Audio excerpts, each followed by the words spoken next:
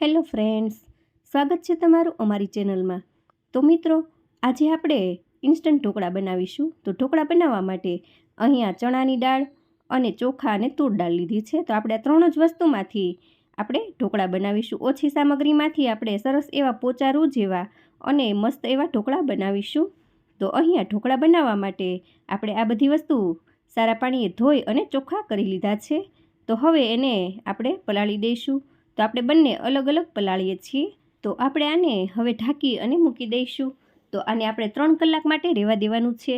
તો અહીંયા જુઓ કે પાણી આપણે થોડુંક વધારે નાખેલું છે, તો ઉપર આવે એટલે પાણી ઘટે નહીં એટલા માટે। તો આ રીતે આપણે જો અહીંયા પલાળી દીધું છે, આ પલળી જશે એટલે ફૂલી અને ડબલ થઈ જશે। તો જુઓ અહીંયા દાળ ચોખા પલળી ગયા છે અને હવે આપણે પાણી કાઢી નાખશું અને કાઢી ત્યાર પછી આપણે એને મિક્સરમાં ક્રશ કરવાનું છે। તો અહીંયા આપણે આથો કે એવું કંઈ લાવવાનું નથી, એટલે આપણે ક્રશ કરી અને તરત જ આપણે ઢોકળા બનાવવાના છે। તો આ ઇન્સ્ટન્ટ ઢોકળા ક્યારેય આપણા શરીર માટે હાનિકારક નથી અને ઘણાને આપણે જોઈએ છીએ કે આથાવાળું ખાવાની ના પાડે છે, કોઈ પણ બીમારીના લીધેથી અથવા તો આથાવાળી વસ્તુ ખાવાથી પેટમાં ગેસ જેવું થતું હોય છે।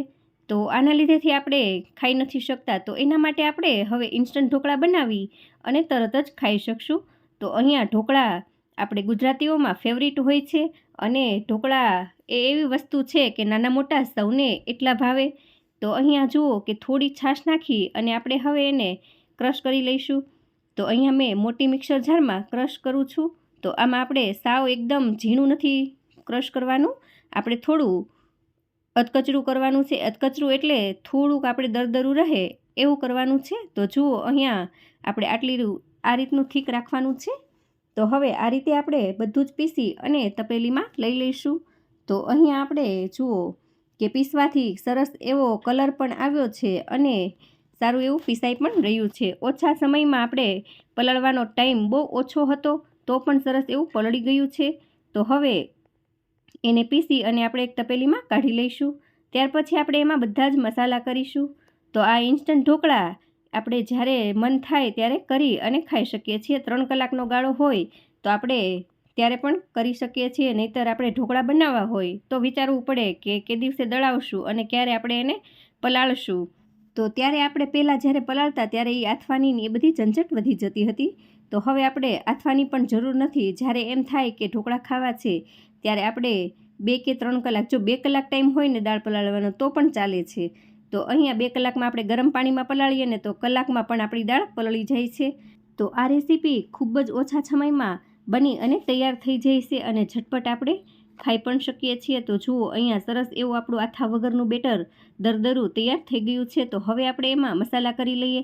તો અહીંયા આપણે કલર માટે કે આપણે પીળા ઢોકળા કરીએ છીએ તો હળદર, અને ત્યાર પછી આપણે એમાં સ્વાદ અનુસાર મીઠું નાખીશું અને ત્યાર પછી આપણે એમાં બધો મસાલો બીજો એડ કરશું। તો આને બંનેને આપણે સારી રીતે હલાવી લઈએ। તો જુઓ કે સરસ એવું ટેક્સચર આપણું ઢોકળાનું થયું છે અને એકદમ મસ્ત એવું દરદરું, અને આપણે બહુ જાડું પણ નહીં અને બહુ પતલું પણ નહીં।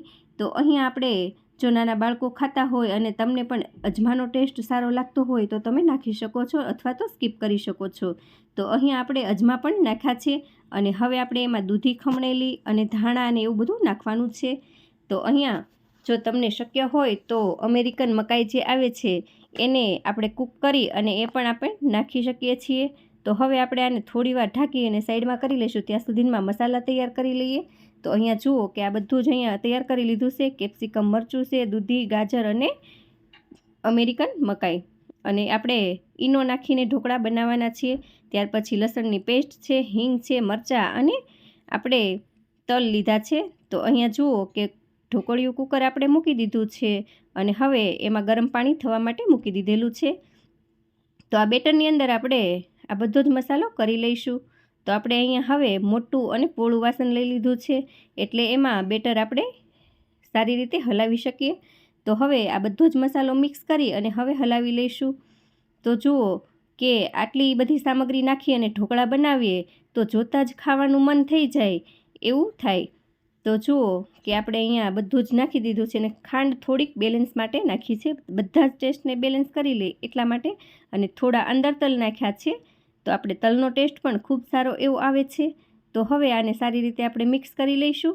તો અહીંયા અત્યારે આપણે લીલા લસણની આપણે થોડીક ખામી છે, અત્યારે લીલું લસણ નથી અવેલેબલ, નહીંતર આમાં જો લીલું લસણ પણ હોય તો ખાવાનો ટેસ્ટ ઓર પણ વધી જાય. તો હવે એને આપણે હલાવી અને જોઈ લઈએ કે આપણે ગરમ પાણી પણ થઈ ગયું છે અને જુઓ કે બેટર પણ એટલું સરસ આપણું બની અને તૈયાર થઈ ગયું છે. તો આ રીતે તમે ઢોકળા કરીને ખાશો તો તમને કોઈ જ જાતનું કંઈ નુકસાન નહીં થાય અને બાળકોને પણ નડશે નહીં, કેમ કે આ ઢોકળા આપણે ઇન્સ્ટન્ટ છે. તો જો આ રીતે આપણે હવે થોડુંક પતલું કરી અને હવે આપણે ઢોકળિયા કુકરની જે પ્લેટ હોય છે એ પ્લેટમાં આપણે પાથરી દઈશું. તો હવે આપણે આને સારી રીતે હલાવી અને ત્યાર પછી આપણે હવે પ્લેટમાં આપણે ઓઇલ ગ્રીસ કરીશું. તો અહીંયા જુઓ કે આ કરવું ફરજિયાત છે. જો તમે આ રીતે ગ્રીસ નહીં કરો તો તમારા આસાનીથી ઢોકળા ઉખડશે નહીં. તો આ રીતે આપણે થોડુંક ઓઇલ ગ્રીસ કરી દેવાનું છે. એમ પણ તેલનો ટેસ્ટ ઢોકળામાં ખૂબ સારો એવો આવે છે, એટલે થોડું વધારે લગાવી દેશો તો પણ કંઈ વાંધો નથી.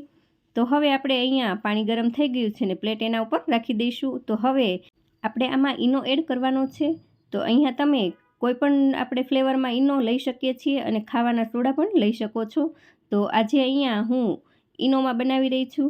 તો હવે આપણે આમાં થોડો આપણે એક ઘાણ કરીએ એટલામાં જ આપણે ઈનો નાખવાનો છે. તો અહીંયા આપણે થોડું બેટર આપણે સાઈડમાં લઈ અને આ રીતે કરવાનું છે.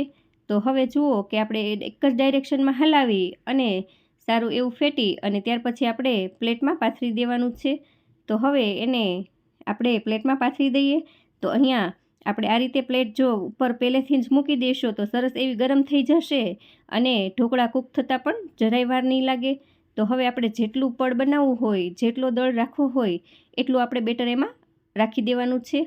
તો હવે આપણે ઉપરથી થોડા તલ સ્પ્રિંકલ કરી અને હવે આપણે ઢક્કણ વડે ઢાંકી દઈશું.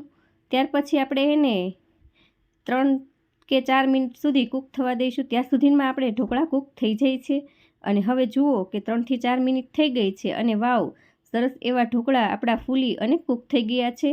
તો આ રીતે જુઓ તમે છરીની મદદથી જોશો તો સરસ એવા આપણા કૂક થઈ ગયા છે. તો હવે આપણે એને બહાર કાઢી અને પ્લેટ જોઈ લઈએ કે સરસ એવી આપણી પ્લેટ તૈયાર થઈ ગઈ છે. તો જુઓ, જોતાં જ ખાવાનું મન થઈ જાય એવા ઢોકળા આપણા બની અને તૈયાર થઈ ગયા છે. તો હવે આપણે ઉપર શીંગ તેલ લગાવીશું. તો આમાં શીંગ તેલનો ખૂબ સરસ એવો ટેસ્ટ આવે છે. તો જો તમે આ રીતે પ્લેટમાં જ લગાવી અને રાખો, ઢોકળાનો લુક પણ સારો એવો આવશે અને ઢોકળા સુકાશે નહીં. આપણે આ રીતે ઓઇલવાળા કરશું એટલે ખાવાની પણ ટેસ્ટ ઓર વધી જશે. તો અહીંયા જુઓ કે આપણે હવે પીસીસ કરી અને હું બતાવું છું કે કેટલો દળ થયો છે. આપણે થોડા ઠરે ને ત્યાર પછી જ આપણે પીસ પાડવાના છે. તો આ રીતે આપણે અહીંયા પીસ પાડી લઈએ.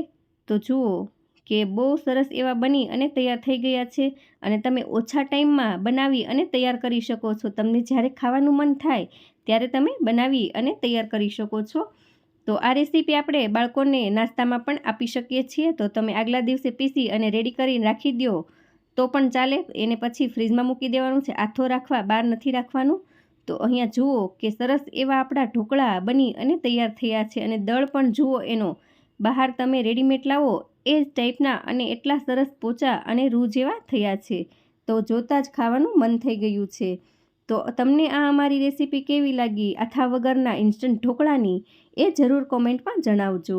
તો હવે આમાં ધાણા સ્પ્રિંકલ કરી અને સર્વ કરીશું. તો હવે મળીએ નેક્સ્ટ વિડીયોમાં. ત્યાં સુધી બાય બાય, જય શ્રી કૃષ્ણ.